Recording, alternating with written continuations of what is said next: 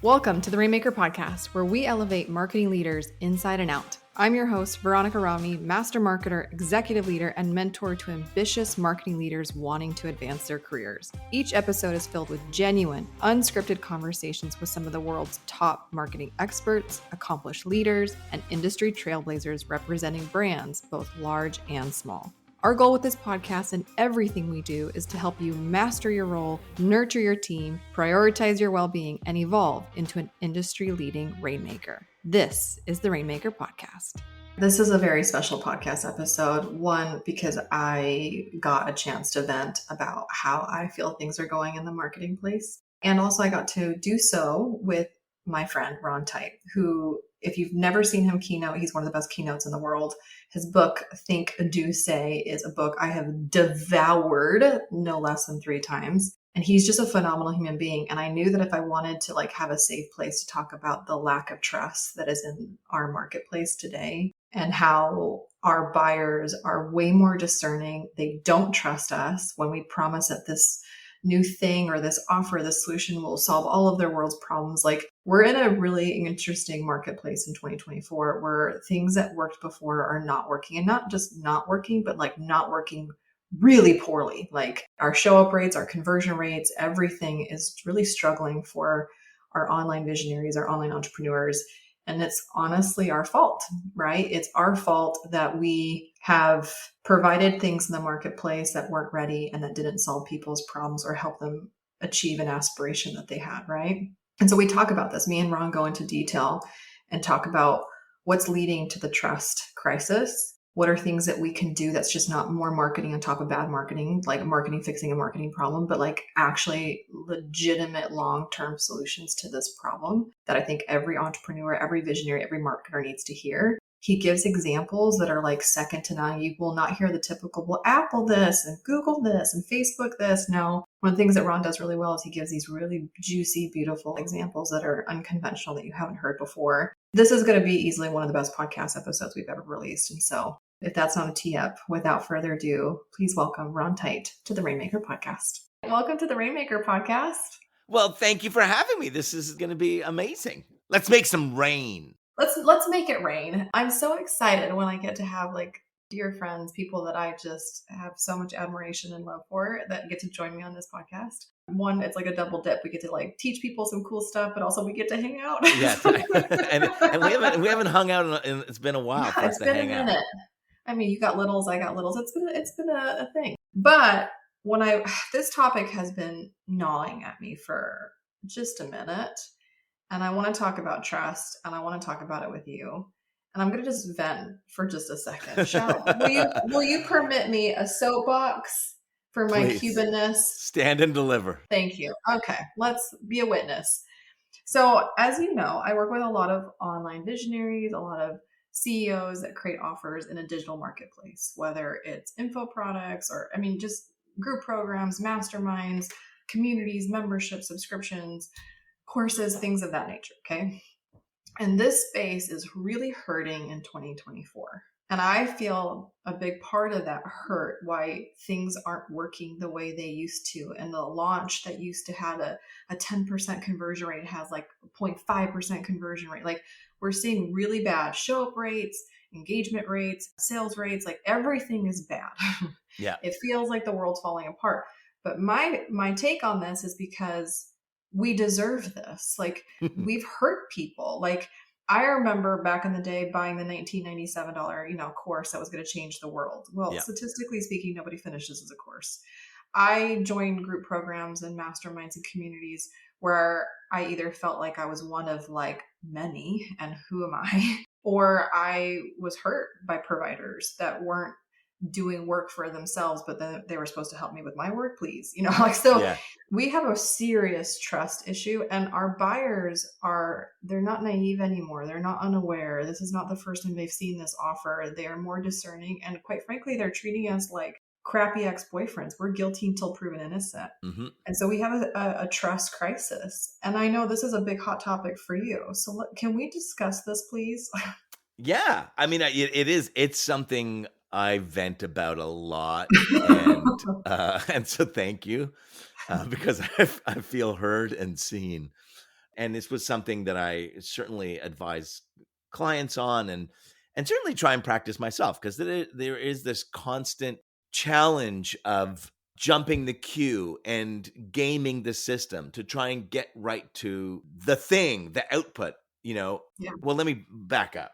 I think that at the heart of it, there's a whole bunch of different things. Okay. So one, we have to understand that the consumer buying journey, or the customer buying journey, is way more complex than it ever has been before. It's more content across more devices, across more platforms. And so it's not linear anymore. And so because of that, we've seen the death of the sales funnel or the marketing funnel, or if not the death of it, the kind of the reconfiguration of it. And so I think a lot of programs are designed with that kind of final lower funnel kind of approach. And the reason for that is because we were told that, we could track media now, and we could buy media, and that click-through rates were the things that were really important, and that we could evaluate, a sale by a message and look at, well, Instagram is giving us more click-throughs and more people buying. And so we put brand to the back of the bus. So that kind of the buying journey side of things has really affected a completely different approach to purchase. Two, that has been done in an era where the reason it is so complex is because three things happened. One, lower cost of production. So the cost of production to shoot this, we could, in the past, 15 years ago, this would have been a radio show on a Sunday night on talk radio, and it would have been really expensive. So cost of production came down. Second thing, we got global and instantaneous distribution through the internet. So we don't need third parties to distribute our content anymore. And then the last part is that has developed this idea of niche content, that we can create something for a smaller group of people and get really, really targeted. Now, that's amazing on a whole bunch of different levels. And it has happened in radio. It has happened in TV, in video, in movies. It has happened in publishing. It's happened a whole bunch of different ways. But what I think it's created is it has created a bunch of people who position themselves as experts. Yes. Because they've jumped the queue to saying, well, all you need is the output to be an expert. I've jumped the queue. I got the book. I got the show. Therefore, I'm an expert. And I just saw something, a couple weeks ago, of someone who said, man, it looks like it's the death of the 60-minute keynote, because nobody can, hold an audience for 60 minutes anymore. And I said, no, that's wrong. If you can't hold a crowd for 60 minutes, you're not a keynote speaker. I'm sorry. Right. Like you're not. And that's not to say that we can't disrupt what a keynote speech is and kind of do it and approach it in a whole bunch of different ways, which is really interesting and cool. But to say that there are a bunch of people who are on stage and delivering who can't hold a crowd for 60 minutes, it's not a keynote speaker. I'm sorry. So because of that, we've got really unique and polished product offerings coming from real unique and polished people. But at the end of the day, there isn't a foundation of credibility to deliver that. And so it's lunch bag letdown time after time after time after time, where we got buy into the marketing, because it's never been easier to market ourselves. We buy into the marketing, but then when we take the course, we go, it didn't deliver what I thought it was going to deliver. I did an opening keynote or a closing keynote for the NSA, the National Speakers Association. And when they, introduced me with the bio, they said, I think because it's written in the bio, Ron is the best-selling author of 2 books. My first line to this room full of professional speakers was, come on, who out there isn't a best-selling author? We're all best-selling authors now. Yeah. We're all best-selling authors. And that's not a lie. Yeah. Of course, because of, low cost of production, niche, like we have created. It's never been easier to write books. It's been never easier to distribute them. But what we've done is we have collectively, as we individually pursued credibility, we destroyed the collective credibility. Because with our pursuit to say, no, but I'm a best-selling author because it was a bestseller on a really specific vertical on Amazon for 3 minutes, and I want that personal credibility. And I'm not saying people don't deserve it. I hear you. You do deserve that personal credibility, but in the pursuit of that personal credibility, we've destroyed the collective credibility. because there aren't any best. Everyone's a bestseller now. Everybody's the best. So I think that's at the heart of, for your listeners who are in this zone. Then we can the third part is this kind of collective, broader cultural implications. And those are things like, everything from Lance Armstrong to the Houston Astros cheating their way through the World Series to Bill Cosby, who went from America's Dad to America's Predator. So we have this massive cultural events and trust implications, or people who let us down. I was trying to explain this to my kids because, like my oldest is in 4th grade, and so he's studying different presidents. And I'm like, back in the day when we caught a president lying, he would leave office proactively. Like, I got caught, I'm out, like I'm out. Done. Now we don't know any politicians who haven't been caught in blazing lies upon lies upon lies, and they're still in office for 50 years. So yes, I hear what you're saying, is that even the people in these prominent positions in all categories, whether in an entertainment category, a policy making category, a global influence category, we're all being lied to by everybody.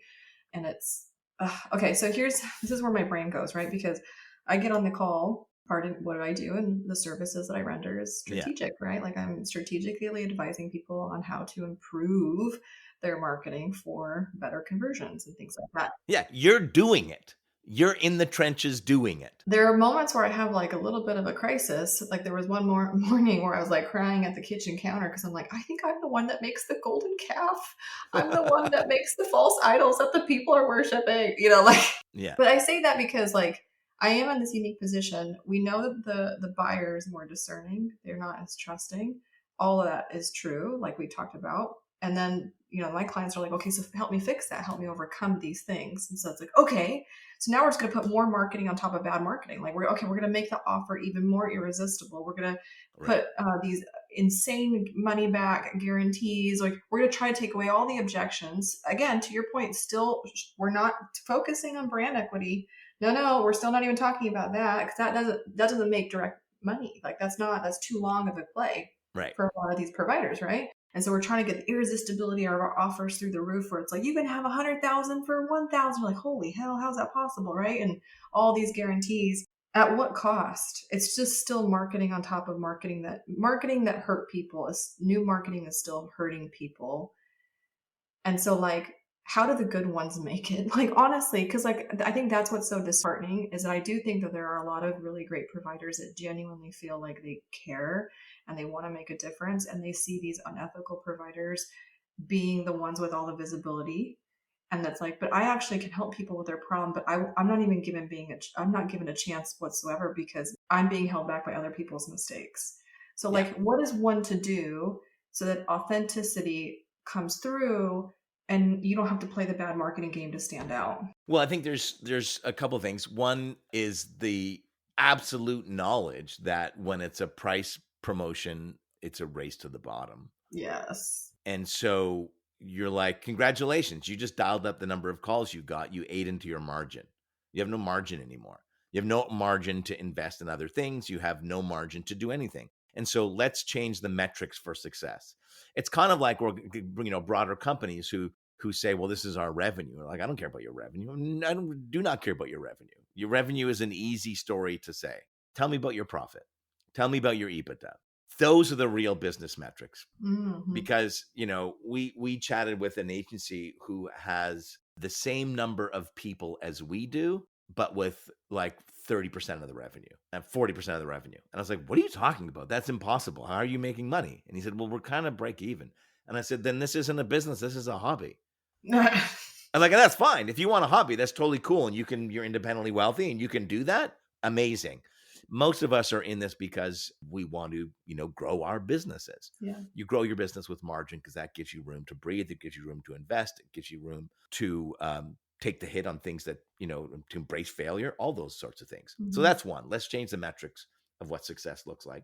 The second part is, as you do that, I think when you say to people, hey, let's dial up, let's dedicate some funds to brand. Mm-hmm. And they go, nah, that doesn't sell my widgets. Then you can change the conversation to say, hey, we found this amazing tool. It's incredible.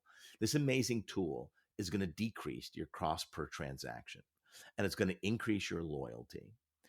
And if you were to invest in it now, and what it does is you're going to see some smaller returns this year, but year 2, those returns are going to grow. In year 3, man, we're going to be in this place where your cost per transaction is way down, your loyalty is way up, and your close ratio, all those sorts of things. And people are going to go, yeah, buy me the tool. Great. That tool is called brand advertising or brand management. And so that's what it does. And you can't take short-term metrics and evaluate long-term approaches or strategies. It just doesn't work.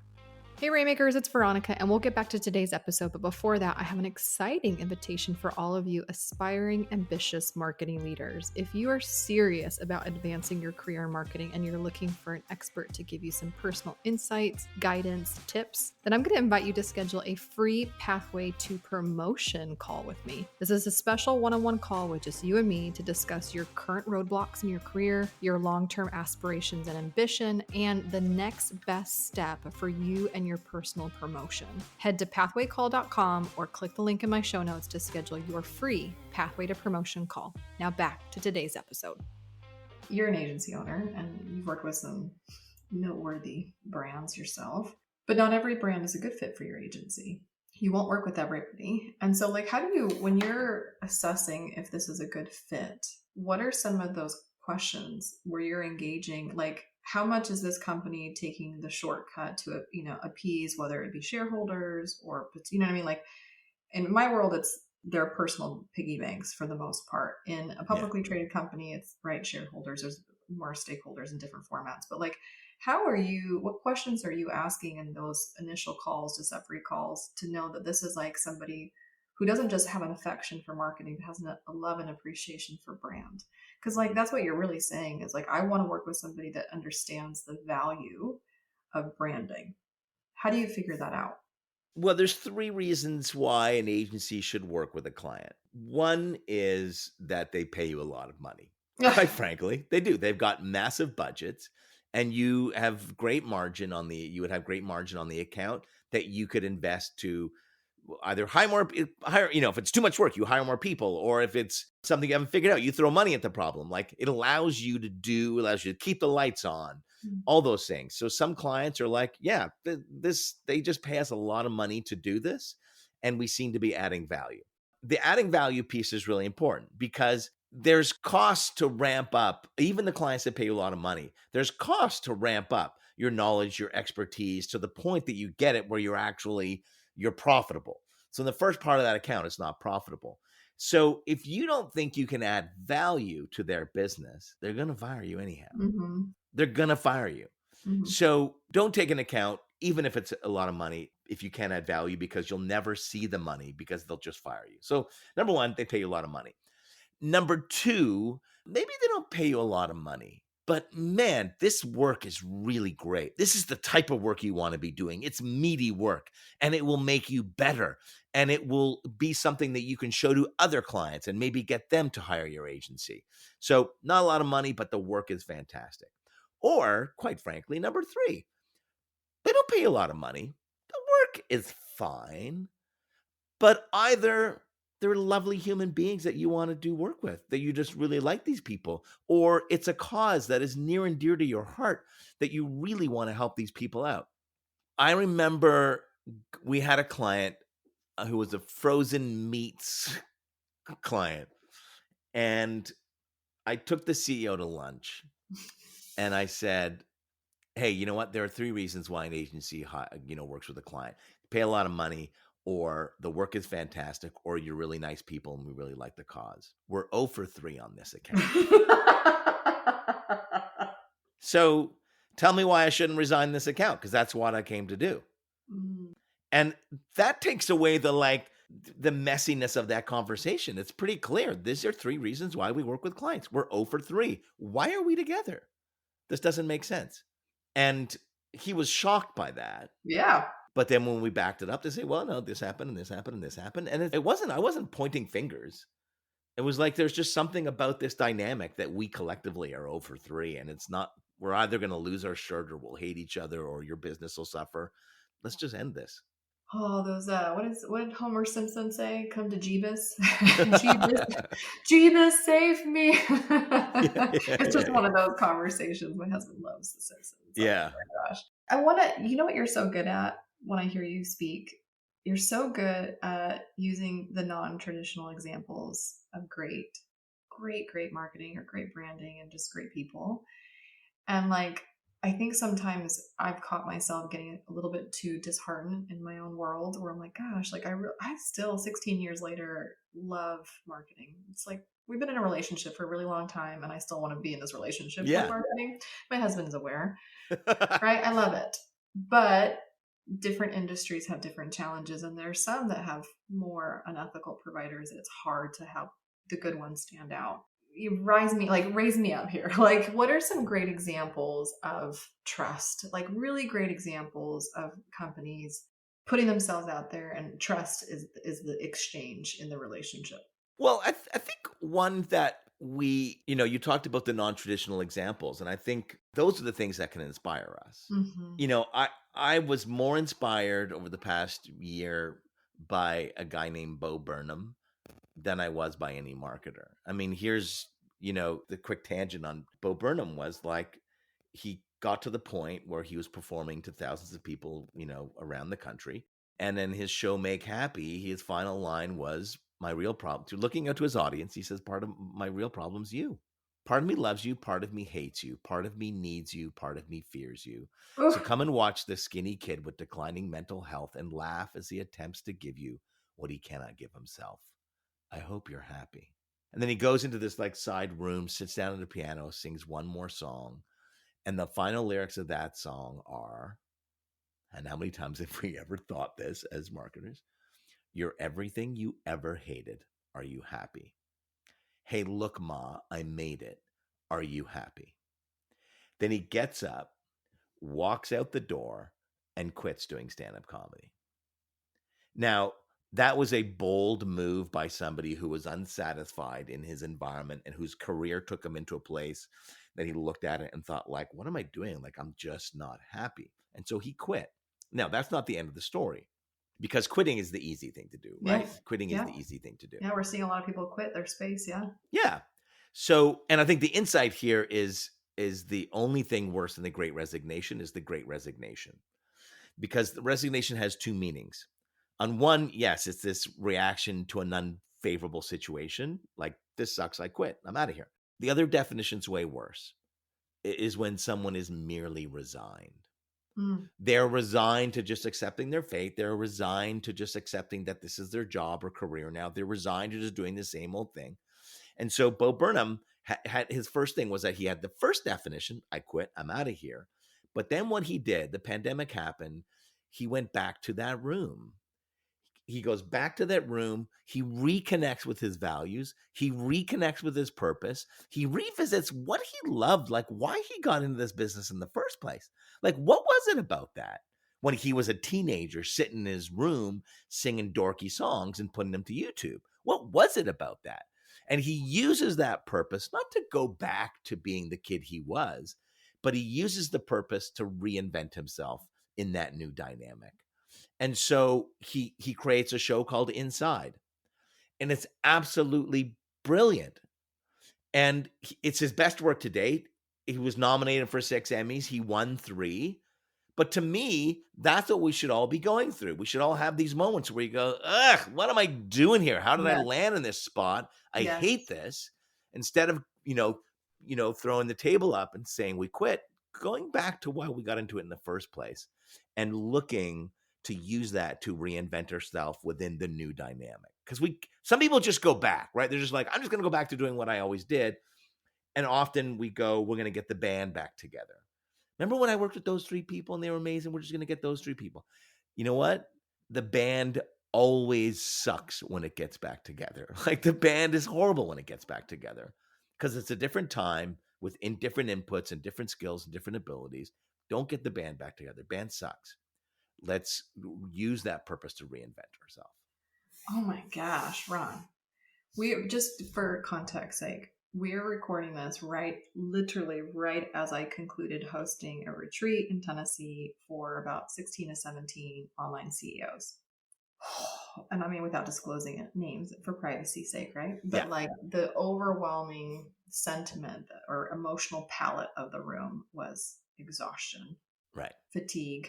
It's like that Billie Eilish song, like I got everything that I wanted, like that dark song where she's like, she dreamed a dream, right? That she got everything she wanted and she wasn't happy, and like, oh no, right? And so that really is like, I think a lot of entrepreneurs have that moment in their entrepreneurial story that like, I quit the job to pursue the dream, the passion, the conviction. Maybe you felt like it was a spiritual thing where you got that tap on the shoulder to do this crazy thing, whatever, right? Yeah. And so they've made a life that is making them miserable, or they've made a business that is, I didn't want to do this. Why, is this really what's required? Yeah. And so you're right. Like some of the conversations in the room was like, well, I'm just going to go back and just do a W-2 job. Like, F this, I can't deal with this anymore. Or maybe I'll just go back and just sell the original thing that I sold. Or like they're looking past tense in an effort to solve a future problem. Yeah. And not to say that like, that famous quote, like, when history is not remembered, it's meant to repeat itself. Like I get that, like knowing your history and where you come from is very important. Yeah. But it's interesting that you're pointing out, like, looking at past to solve a future problem can also lead you astray, because the past is the past for a reason. The past can inspire you. Yes. The past can inform you. Yes. But it's just a different time, like just in every possible way. And that pace of change is accelerated beyond belief. And so, when you look at consumer behaviors, like this is why consumers shop. No, that's the way they shopped on Tuesday. It's Thursday and something happened and they don't shop that way anymore. It's kind of like, I love you. Well, this may be the gender inequality that still exists in families. But when our kids were a little bit younger, when they were kind of really at that stage of little. Babies and stuff, I'd go on the road for 4 days, 5 days, and I'd come home and I'd go to do something, and my wife would get frustrated and she'd go, "We don't do that anymore." I'm like, it's been 5 days. What do you mean we don't do that anymore? We're like, well, no, he's an extra week old now. No. And so I think consumers are a lot like that. Their pace of change is really, really fast. Well, let me just tell you that story. Flip it in my house. I will leave and I will come back, and Dad it is anarchy. Like, right. It's the regime. Like all of a sudden, like there's 5 new rules and a new way of like cleaning their room or this or that. And the boys look at me like, we're so happy you're back. And I'm like, Scott, if you're going to install a new operating system, can I be forewarned before I get home? What's happening? I feel guilty enough as it is. I don't need more guilt. So that's really funny. But you're right. Like, that's a really beautiful analogy. That's a great comparison. And I think with instant gratification, the dopamine hits, the accessibility of media on our devices, like how plugged in we are, the consumer that you thought of is no more. And I share this with my visionaries. I'm like, I think a lot of entrepreneurs go into business to serve a version of themselves. Like Veronica, had this problem. I sought out a solution, found the golden solution, and then decided to offer it to other people. But that version of you that was in pain or deficit in 2005 is not the prospect of today and the deficits they have in 2024. And so they're banking that their prospects are them, and that's not realistic anymore at all. And so that's something that we talk about a lot, why having team members and that are actually closer to the prospect of today versus a version of yourself is more beneficial to inform your marketing. Anyways, okay, I know that you and I can literally speak on all the things forever and ever. All the things. And I'm going to immediately go and watch Inside, and like just that segment of this podcast, if people just heard that part, was such a beautiful story. Holy crap. Oh my gosh. But we do let our guests ask the final question on the podcast. I don't know what you're going to ask me. This should be fun. Oh, well, Well, I wanted to ask you, because you've been doing this for so long, I want to ask you, like, what is, there's all these lines that, people say, kind of the tweetable moments. Or is it Xable moments now? Is it threadable Xable. I don't even know what the verb is. Yeah. But in all your interviews, like, what are the 1 or 2 nuggets that somebody has said in an interview where you're like, oh, I must write that down? And I'll give you an example, like, because I don't typically like things like that. Sometimes they resonate with me. But I remember doing a speech, and the person before me was Susie Welch. And Susie Welch was, some people know her as Jack Welch's third wife, I think. But, let's put that to the side, because Susie Welch was the editor of the Harvard Business Review. Susie Welch is a brilliant business speaker and thinker. And she sent a line that I raced backstage, called my office and said, write this on the whiteboard now. And the line was, truth and trust in an organization means there's no meeting before the meeting.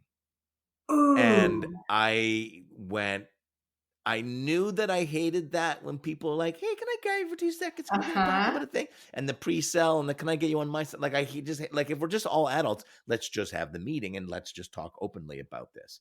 I hated the meeting before the meeting. I still hate the meeting before the meeting.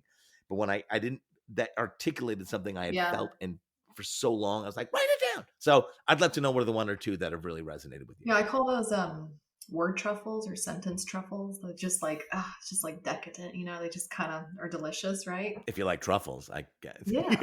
Yeah. So I have a good friend who helps me with my copy, and we call those little word truffle moments. Oh, nice. Yeah.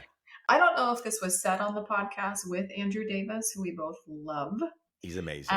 He's the best. He's just a machine. Andrew, that should be his name. Andrew the Machine Davis. Well, him and Jay Acunzo are some of the most prolific humans too. So like I've been very fortunate to have them and Jay Bear and like different people on the podcast, and they're all brilliant and all. Yeah. And then people will DM me like, Jay Bear's podcast was insane. I'm like, I know. So we have some really good episodes. But Andrew, again, I don't know if he said on the podcast or if I read it in his book, or I don't know, I'm just talking to him on a phone call. Yeah. But I actually slacked my team. So like, that's funny. I like immediately slacked my team. Like, I love this quote. And it says, and obviously because of the people that I serve and I work with, it says, experts sell solutions, but visionaries ask a question Google can't answer. Love that. And I feel we've been talking about like false expertise or overinflated expertise and like just different things. Everybody's number one. Everybody's an expert. Everybody and their dog. And we all selling solutions, but true visionaries ask questions Google can't answer or offer things in the marketplace that don't exist. I mean, like there's so many plays on that. But I thought that was like, I love that. Cheeky. It's just what's interesting, full disclosure, Google is a client. And, but I just think this is really, we were working with them on something, and that's where I'm headed right after this, to the brand new Google headquarters in Canada. It's a spectacular building. That of the billions of searches that happen every single day, 15% have never been seen before. 15% of searches have never been searched before. Every day. That's insane. Like, that just shows you how complex the world is and how new things are emerging every single day. That stat blows me away. I'm writing it down because that's blowing my mind. 15% of billions has never been indexed, has never been seen or provided a search result for. Yeah. Even Google, even now with an oversaturated market, right? Yeah. Wow. Well, I'll let you go to Google. What a name drop right at the end. Also, just so people can hear me say this, your book, I devoured it 2 or 3 times. Oh, thanks. And like one of my favorite books of all time. So we will plug all the things in our show notes. Well, I'm working on number 3. Number 3 should be out by hopefully end of the year. With page 2 again? Yeah, it's with page 2, and it's called The Purpose of Purpose. Oh, come on. Okay. With a spoiler, with a subhead, The Purpose of Purpose. Spoiler alert: it's growth. It's growth. Well, I'll have to have you come back once I devour that one. Have you come back? But thank you for joining me, Ron. Thank you for being a really good friend to me. Anyways, that's first and foremost. But you're the best. The absolute best. Thanks, V. Thanks for having me. And I mean, it's just so great to hang out, and I can't wait to we just do this in person again. Yeah, exactly. Yeah. Okay, well, until next time, thanks, Ron. Thank you. Thanks for listening, everybody. Thank you for joining us on today's Rainmaker podcast. Marketers help other marketers. So if there's a marketer in your life who could really use a new perspective in a way that helps them advance their career, please pass this episode forward, share, leave us a review. Everything helps as we embark on helping as many marketers elevate themselves inside and out. You can always visit veronicarami.com for today's show notes, additional links to some free resources and tools for you to help you advance your career. You can always connect with us on social media at @ViaRomney if you want more behind the scenes or a way for us to connect personally. Until next time, my friends, make it rain.